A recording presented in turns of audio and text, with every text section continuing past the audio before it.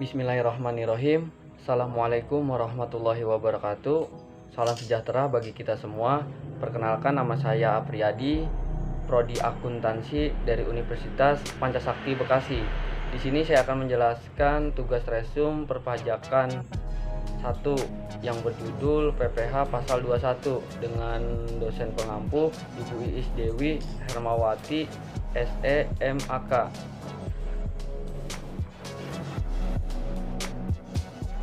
Dasar hukum perhitungan dan pemotongan PPh pasal 21. Undang-Undang Nomor 36 Tahun 2008 tentang Pajak Penghasilan. Peraturan Direktur Jenderal Pajak Nomor per garis strip 16 garis miring pajak garis miring 2016. Peraturan Menteri Keuangan Nomor 101 garis miring PMK titik 010 garis miring 2016 dan 102 garis miring PMK titik 010 garis miring 2016. Peraturan undang-undang lainnya yang memuat tentang pajak penghasilan. Sebagai tambahan informasi bahwa peraturan tentang tarif PTKP atau penghasilan tidak kena pajak saat ini tidak berada dengan peraturan PTKP tahun 2016 silam, sehingga perhitungan PPh 21 tahun ini masih merujuk pada peraturan PTKP yang ditetapkan tahun 2016 tersebut.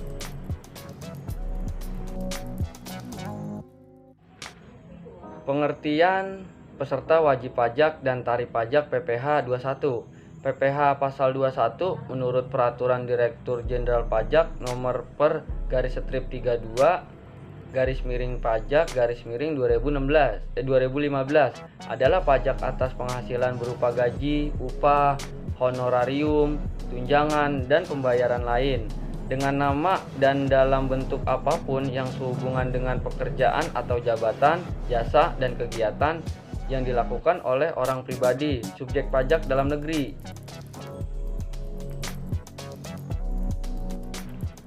Besaran tarif PPh 21. Tarif PPh 21 pada dasarnya dibedakan menjadi dua, yaitu tarif PPh 21 untuk penerima penghasilan atau wajib pajak yang memiliki NPWP dan penerima penghasilan atau wajib pajak yang tidak memiliki NPWP. Selain itu, tarif pajak penghasilan itu juga ditentukan berdasarkan penghasilan yang diterima wajib pajak tiap tahunnya atau bersifat progresif.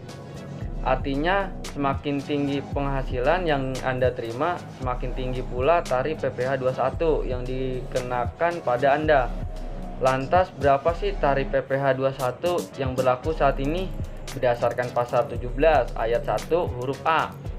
Peraturan Direktur Jenderal Pajak nomor per garis strip 32 garis miring pajak garis miring 2016. Berikut ini tarif PPh 21 untuk wajib pajak atau wajib pajak yang memiliki nomor pokok wajib pajak atau NPWP dan tidak memiliki NPWP.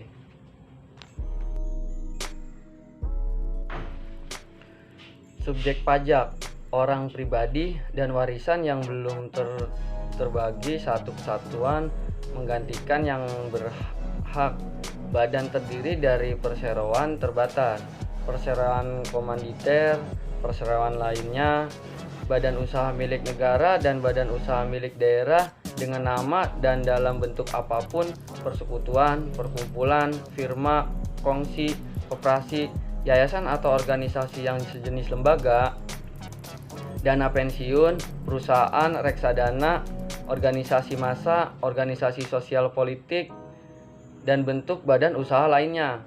Bentuk usaha tetap adalah bentuk usaha yang dipergunakan oleh orang pribadi yang tidak bertempat di tanggal 1 di Indonesia atau berada di Indonesia tidak lebih dari 183 hari dalam jangka waktu 12 bulan, atau badan yang tidak didirikan dan tidak bertempat kedudukan di Indonesia.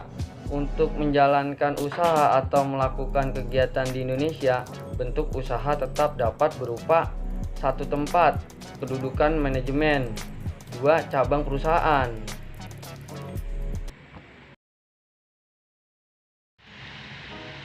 Tarif pajak penghasilan PPh 21 dengan NPWP, penghasilan kena pajak. Penghasilan tahunan hingga 50 juta rupiah dikali 5%. Terus penghasilan tahunan di atas 50 juta rupiah sampai dengan 250 juta rupiah dikali 15%. Dan penghasilan tahunan di atas 250 juta rupiah sampai dengan 500 juta rupiah dikali 25%. Dan yang terakhir, penghasilan tahunan di atas 500 juta dikali 30%.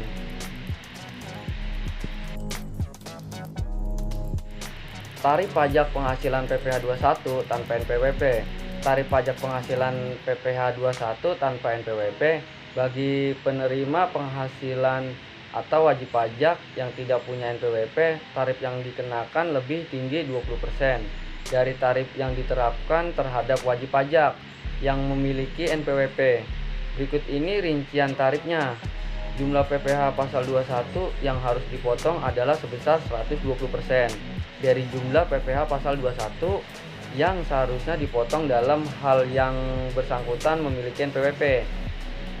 Ketentuan di atas diterapkan untuk pemotongan PPh pasal 21 yang bersifat tidak final dalam hal pegawai tetap atau penerima pensiun berkala sebagai penerima penghasilan yang telah dipotong PPh pasal 21 dengan tarif yang lebih tinggi mendaftarkan diri untuk memperoleh NPWP dalam tahunan kalender yang bersangkutan paling lama sebelum pemotongan PPh pasal 21 untuk masa pajak Desember. Selisih pengenaan tarif sebesar 20% lebih tinggi tersebut diperhitungkan untuk bulan-bulan selanjutnya setelah memiliki NPWP.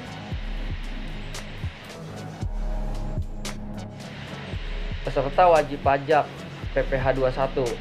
Wajib pajak adalah orang atau disebut peserta yang dikenai pajak atas penghasilannya. Peserta wajib pajak ini terbagi menjadi beberapa kategori menurut per garis strip 32 garis miring pajak garis miring 2015 pasal 3, yaitu yang pertama pegawai atau karyawan, dan yang kedua penerima uang pesangon pensiun atau uang manfaat pensiun, tunjangan hari tua atau jaminan hari tua, termasuk ahli waris yang juga merupakan wajib pajak PPh 21. Dan yang C, bukan pegawai atau freelancer atau pekerja lepas yang memperoleh penghasilan sehubungan dengan pemberian jasa, meliputi tenaga ahli yang melakukan pekerjaan bebas seperti pengacara, akuntan, arsitek, dokter, konsultan, notaris, penilai, dan akuaris, seniman seperti pemain musik, pembawa acara, penyanyi, pelawak, bintang film, bintang sinetron, bintang iklan, sutradara, kru film, foto model, peragawan atau peragawati, pemain drama, penari, pemahat, pelukis, dan semacamnya. Wajib pajak dalam negeri. Yang pertama, dikenakan pajak atas penghasilan baik diterima atau diperoleh dari Indonesia dan luar Indonesia. Yang kedua, dikenakan pajak berdasarkan penghasilan neto. Dan yang ketiga, tarif pajak yang digunakan adalah tarif umum atau tarif Undang-Undang PPh pasal 17. Dan yang keempat, wajib menyampaikan SPT. Komponen perhitungan PPh 21. Berdasarkan situs online pajak terdapat komponen-komponen yang harus diikutsertakan dalam perhitungan PPh 21 seperti yang A, penghasilan bruto. Dalam hal ini yang termasuk ke dalam penghasilan bruto atau penghasilan kotor yaitu penghasilan rutin yang diterima oleh wajib pajak orang pribadi dalam jangka waktu tertentu, meliputi gaji pokok dan tunjangan atau insentif atau tunjangan makan, tunjangan transportasi, dan semacamnya. Dan yang B, penghasilan tidak rutin. Beberapa penghasilan yang masuk dalam kategori ini yaitu upah dalam bentuk bonus, atau THR, tunjangan hari raya, keagamaan, serta upah lembur. Dan yang C, iuran BPJS atau premi asuransi pegawai yang dibayar perusahaan. Setiap warga negara Indonesia atau WNI atau warga negara asing WNA yang tinggal di Indonesia selama lebih dari 6 bulan wajib memiliki dan menjadi anggota BPJS. Yang D, jaminan kecelakaan kerja atau JKK. Jaminan kecelakaan kerja atau JKK adalah sebuah kompensasi dan rehabilitas bagi tenaga kerja yang mengalami kecelakaan kerja terhitung mulai berangkat kerja sampai tiba kembali di rumah atau menderita penyakit lain yang berkaitan dengan pekerjaan. Yang E, jaminan kematian atau JK. Jaminan ini diperuntukkan bagi ahli waris dari anggota program BPJS Ketenagakerjaan yang meninggal bukan karena kecelakaan kerja. Dalam hal ini, kamu wajib menanggung iuran program jaminan kematian atau JK sebesar 0,3% dari gaji bulanan yang kamu peroleh. Yang F, jaminan kesehatan. Terhitung sejak Juli 2015, tarif iuran jaminan kesehatan yaitu sebesar 5% dari gaji bulanan atau gaji pokok dan tunjangan tetap, di mana 4% dibayar oleh perusahaan atau pemberi kerja dan 1% dibayar oleh pegawai. Batas tertinggi gaji bulanan yang digunakan sebagai dasar perhitungan iuran jaminan kesehatan adalah 2 kali PTKP dengan status kawin dan memiliki 1 anak. Untuk keluarga lainnya yaitu terdiri dari anak keempat dan seterusnya, serta orang tua dan mertua. Besar iurannya yaitu 1% per orang atau dipotong dari gaji bulanan.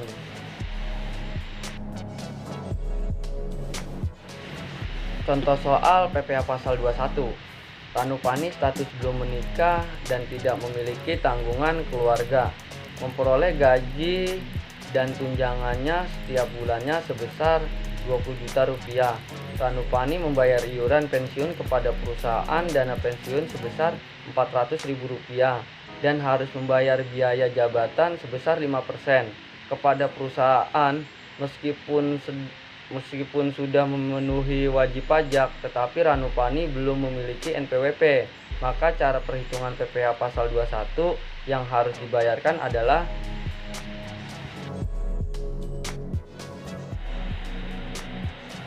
jawab gaji sebesar 20 juta rupiah, penghasilan bruto sebesar 20 juta rupiah, pengurangan ada biaya jabatan dan iuran pensiun 5% kali 20 juta rupiah, penghasilan neto sebulan sebesar 18.600.000 rupiah dan penghasilan neto setahun dikali 12 dikali 18.600.000 rupiah sama dengan 223.200.000 rupiah. Dan PTKP-nya untuk wajib pajak sendiri sebesar 54 juta rupiah, PKP-nya 169.200.000 rupiah.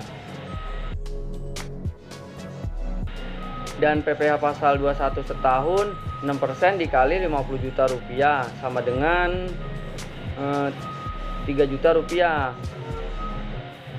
dan 18% dikali 119.200.000 rupiah sama dengan 21.456.000 rupiah sama dengan total PPh pasal 21 setahun yaitu 24.456.000 rupiah.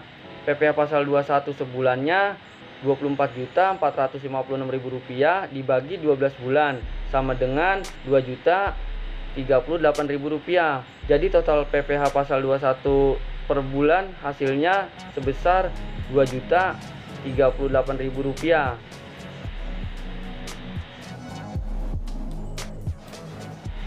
Kesimpulan, berdasarkan penjelasan di atas dapat disimpulkan bahwa PPh pasal 21 merupakan pajak atas penghasilan berupa gaji, upah, honorarium, tunjangan dan pembayaran lain dengan nama dan dalam bentuk apapun sehubungan dengan pekerjaan atau jabatan, jasa, dan kegiatan yang dilakukan oleh wajib pajak orang pribadi dalam negeri.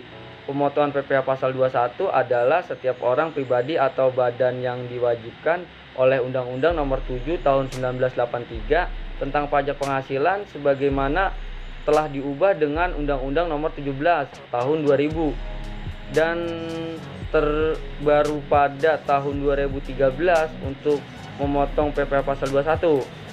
Saran dari uraian pembahasan di atas menulis menyerahkan kepada pembaca sekalian agar manfaat dari pembahasan mengenai pajak penghasilan mengenai pasal 21 dapat memberikan wawasan positif, di mana sisi positif dari uraian tersebut bisa dijadikan sebagai bahan untuk menambah pengetahuan tentang pajak penghasilan pasal 21 tersebut, dan sisi kurang baiknya bisa dijadikan sebagai bahan pembelajaran untuk menjadi lebih baik lagi. Terima kasih dari saya. Wassalamualaikum warahmatullahi wabarakatuh.